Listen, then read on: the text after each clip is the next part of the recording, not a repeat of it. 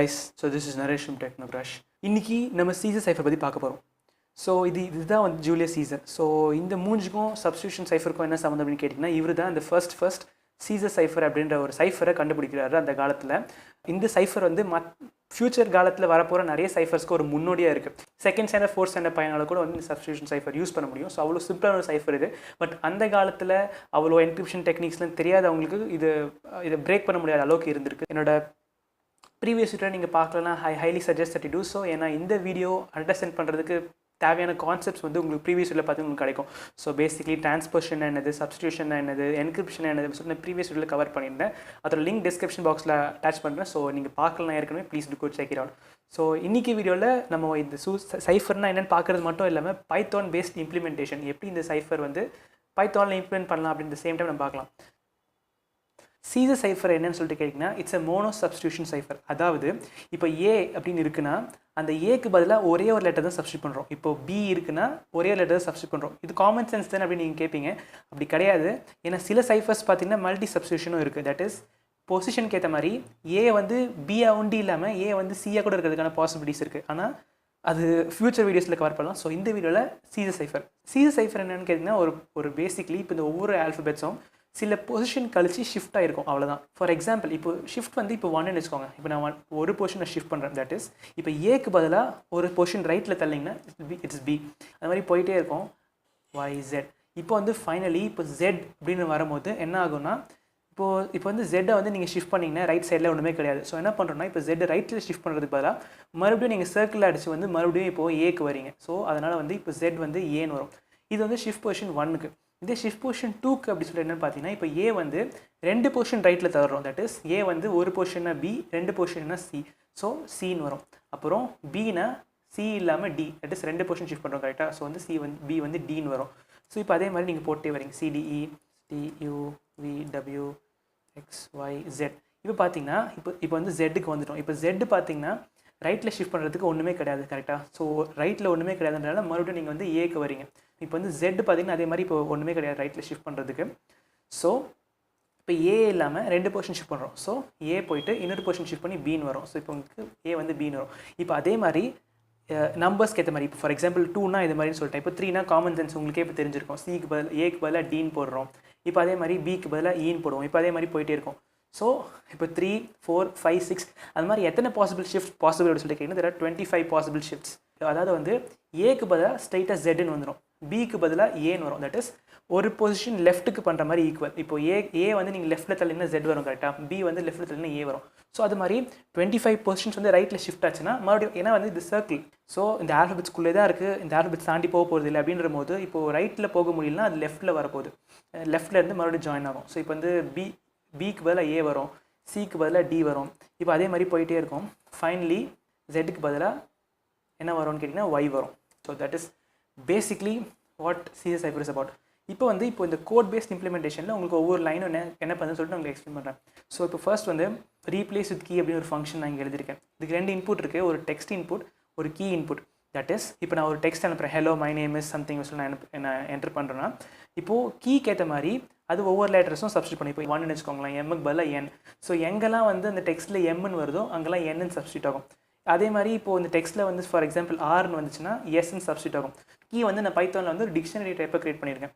இப்போ டிக்ஷனரி டைப்னு சொல்லிட்டு உங்களுக்கு காட்டுறேன். டிக்ஷனரி டைப்னா பைத்தானில் இந்த மாதிரி ஒரு key value pairs, key is to value pairs. For example இப்போ வந்து சப்ஸ்டியூஷன் சைஃபரில் இப்போ ஷிஃப்ட் 1ன்னு வச்சுக்கோங்களேன், ஏக்கு பதிலாக நான் என்ன சொன்னேன், பீன் வரணும் அப்படி சொன்னேன். ஸோ ஏக்கு பதிலாக பீன் வரும். ஓகே, அதே மாதிரி பிக்கு பதிலாக சின்னு வரும்னு சொன்னேன் உங்களுக்கு. அதே மாதிரி சிக்கு பதிலாக என்ன வரும், டின்னு வரும். ஸோ இப்போ இது மாதிரி இது வந்து ஷிஃப்ட் பொசிஷன் 1னா இந்த மாதிரி வரும். இப்போது அட் த சேம் டைம் இப்போ உங்களுக்கு வந்து ஃபார் எக்ஸாம்பிள் இப்போது 2 பொசிஷன் ஷிஃப்ட் பண்ணணும்னு வச்சுக்கோங்களேன். அப்போ வந்து பிக்கு பதிலாக சின்னு வரப்போகுது. பிக்கு பதிலாக என்ன வரும், பிக்கு பதிலாக இட் வில் பி டி, சிக்கு பதிலாக it's going to B E. இப்போ வந்து ஷிஃப்ட் பொசிஷன் 2க்கு. ஸோ அந்த கீ வந்து எப்படி ஜெனரேட் பண்ண போகிறேன் அப்படின்னு சொல்லிட்டு அதுக்கு தான் இந்த கீழே இருக்க இந்த ஃபங்க்ஷன் எழுதியிருக்கும். அப்புறம் வந்து இங்கே என் டெக்ஸ்ட் அப்படின்னு சொல்லிட்டு நான் ஒரு எம்டியான ஒரு ஸ்ட்ரிங் அசைன் பண்ணியிருக்கேன். இப்போ இந்த ஸ்ட்ரிங் என்னதுன்னா மாடிஃபைட் ஸ்ட்ரிங். இப்போது டெக்ஸ்ட் மெசேஜை என்கிரிப்ட் பண்ணிட்டு நான் அதை ரிட்டர்ன் பண்ண போகிறேன். அதுதான் இப்போ இந்த என் டெக்ஸ்ட் தான் நான் ரிட்டர்ன் பண்ணியிருக்கேங்க ஃபைனலாக. அதை வந்து ஒரு சின்ன ப்ராசஸிங் பண்ணுறேன். இந்த என் டெக்ஸ்ட் கூட வந்து நான் ஒவ்வொரு முறை கன்கேட்னேட் பண்ணுறேன். என்ன கன்கேட்னேட் பண்ணுறேன் அப்படின்னு கேட்டிங்கன்னா, இப்போ ஏன்னு சொல்லிட்டு நான் என்கவுண்டர் பண்ணால் ஏக்கு பதிலாக பீன் ரீப்ளேஸ் பண்ணு, இப்போ வந்து பீன் என்கவுண்டர் பண்ணால் சீன் ரீப்ளேஸ் பண்ணு, ஒரு கீக்கு ஏற்ற மாதிரி. அதுதான் நான் இங்கே ஃபங்க்ஷன் செகண்ட் பேராமீட்டராக பாஸ் பண்ணேன் கரெக்டாக. ஸோ அந்த செகண்ட் பேராமீட்டருக்கு ஏற்ற மாதிரி அது வந்து இந்த என் டெக்ஸ்ட் ஒரு அன்கேட்னேட் பண்ணிவிட்டு ஃபைனலாக உங்களுக்கு அவுட்புட்டாக வரும்.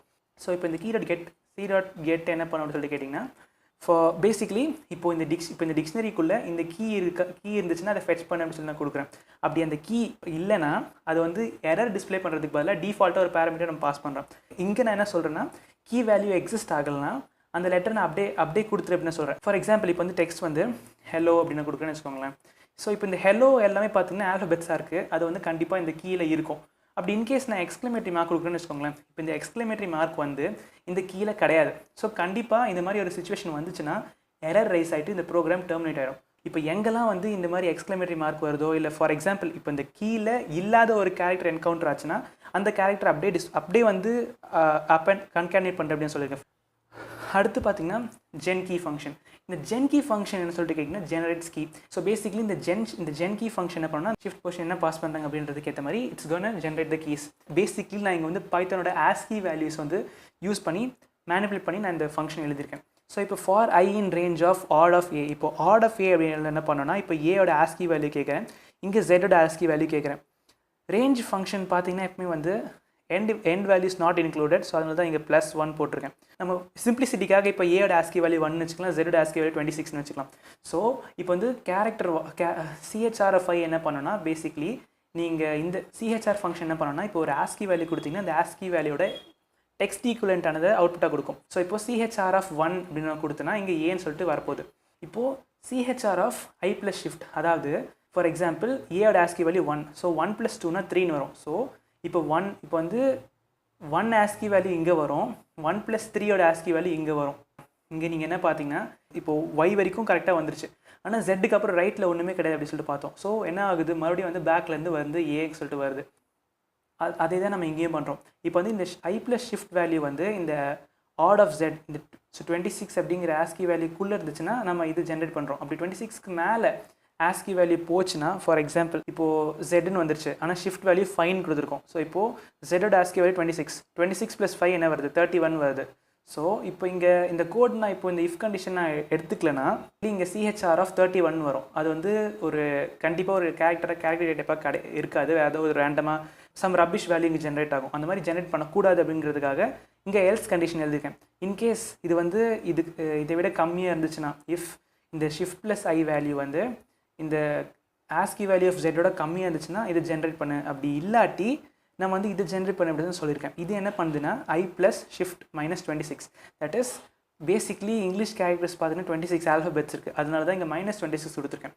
தட் இஸ் இப்போ Z ரீச் ஆகிடுச்சுன்னா Z + 5 = 31, ஆனால் நம்மளுக்கு வந்து ஏன்னு சொல்லிட்டு ஜென்ரேட் ஆகணும். அது எப்படி பண்ணுறது அப்படின்னு சொல்லிட்டு பார்த்தீங்கன்னா இப்போ -25 கேரக்டர்ஸ் நீங்கள் லெஃப்ட்டில் ஷிஃப்ட் ஆகணும், லெஃப்ட்டில் ஷிஃப்ட் ஆகி மறுபடியும் நீங்கள் ரைட்டில் வர ஆரம்பிக்கலாம். ஸோ அதுதான் வந்து இங்கே பண்ணியிருக்கேன். So I + shift -26. So that's what இந்த ஃபங்க்ஷன் பண்ணுது. இப்போ வந்து இங்கே வந்து பார்த்தீங்கன்னா இது வந்து என்க்ரிப்ட் பண்ணுறதுக்கான கோட். இது என்னென்னு பார்த்தீங்கன்னா திஸ் இஸ் டீக்ரிப்ட் பண்ணுறதுக்கான கோட். ஸோ இங்கே என்ன பண்ணோன்னா பேசிக்லி ஒரு இன்புட், ஒரு மெசேஜ் வந்து என்க்ரிப்ட் பண்ணுறதுக்கு இன்புட்டாக வாங்குகிறோம்.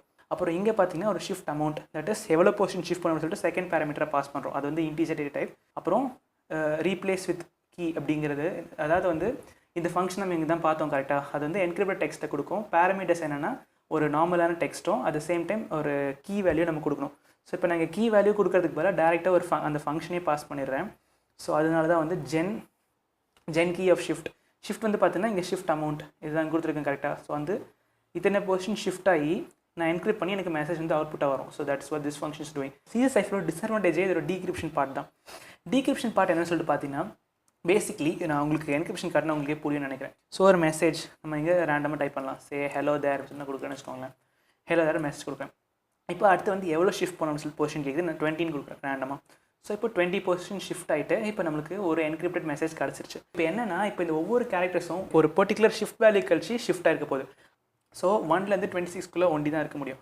அப்படி இருக்கிறபோது நம்ம என்ன பண்ணலாம்னா ரேண்டமாக நம்ம இருக்கிற எல்லா 26 பாசிபிலிட்டிஸை ரன் பண்ணலாம். தட் இஸ் ஷிஃப்ட் பொசிஷன் 1 வச்சு நம்ம ரன் பண்ணி பார்க்கலாம், ஷிஃப்ட் பொசிஷன் 2 வச்சு ரன் பண்ணி பார்க்கலாம், ஷிஃப்ட் பொசிஷன் 3 வச்சு ரன் பண்ணி பார்க்கலாம். அப்படியே ரன் பண்ணிகிட்டே வரலாம். 26 பாசிபிலிட்டிஸாக இருக்குது. இப்போ thousands ஆஃப் பாசிபிலிட்டிஸ் இருக்குன்னா அப்போ நம்மளுக்கு ஜெனரேட் பண்ணுறதுக்கு கஷ்டம். ஸோ வந்து we can do it. So இப்போ வந்து நான் டீக்ரிப்ட் சொல்லிட்டு கொடுக்குறேன். ஸோ பேசிக்லி டீக்ரிப்ட்டுக்கு வந்து நான் கீ கூட கொடுக்க தேவையில்லை. அது என்ன பண்ணோம் அப்படின்னு சொல்லிட்டு கேட்டிங்கன்னா எல்லா பாசிபிள் ஷிஃப்ட்ஸும் ரன் பண்ணும். ஃபார் எக்ஸாம்பிள் இப்போது இதுதான் வந்து என்னோட என்கிரிப்டட் மெசேஜ்னு வச்சுக்கோங்க. நான் இப்போ தான் கொடுக்குறேன். ஸோ என்ன பண்ணுன்னா அது ப்ரூட் ஃபோர்ஸ் வழியாக ஃபார் எக்ஸாம்பிள் இப்போ வந்து ஒரு பொசிஷன் ஷிஃப்ட் ஆகி வரப்போகுது. தட் இஸ் இப்போ பிக்கு பதிலாக சீன் வந்திருக்கு பார்த்தீங்களா. இது வந்து ஷிஃப்ட் பொசிஷன் 1, இது வந்து ஷிஃப்ட் பொசிஷன் 2. இப்போ வந்து பிக்கு பதிலாக சி டி 2 பொசிஷன் ஷிஃப்ட் ஆகி டின்னு வந்திருக்கு. இப்போ அதே மாதிரி இது 3 பொசிஷன், இது 4 பொசிஷன், இது 5 பொசிஷன், மாதிரி 26 பாசிபிலிட்டிஸ் என்ன இருக்குது. ஸோ இப்போ ஏதாச்சும் ஒன்று வந்து இட் டெஃபினெட்லி மேக் சென்ஸ். இங்கே வந்து ஹலோ தேர் சொல்லிட்டு மெசேஜ் கிடச்சிருச்சு நம்மளுக்கு. இன்எஃபிஷியன்ட் ப்ராசஸ் கரெக்டாக. So that's why CS cipher வந்து ஒரு ரொம்ப வீக்கான encryption technique. So that's it for this video guys. இப்போ உங்களுக்கு என்கிரிப்ஷன் எப்படி சிஎஸ் சைஃபர் வச்சு பண்ணுறது, எப்படி டீக்ரிப்ட் பண்ணுறது அப்படின்னு நான் உங்களுக்கு சொன்னேன். என்னோட அடுத்த வீடியோவில் we're going to talk about விக்னியஸ் சைஃபர். விக்னியஸ் சைஃபரும் வந்து இட்ஸ் சப்ஸ்டியூஷன் சைஃபர் தான்.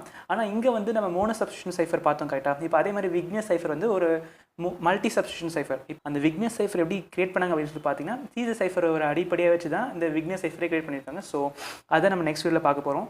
So I really hope you found this video informative and helpful. If you did, give us a thumbs up and share this video with your friends. Thank you so much for watching guys. So I'll see you next time.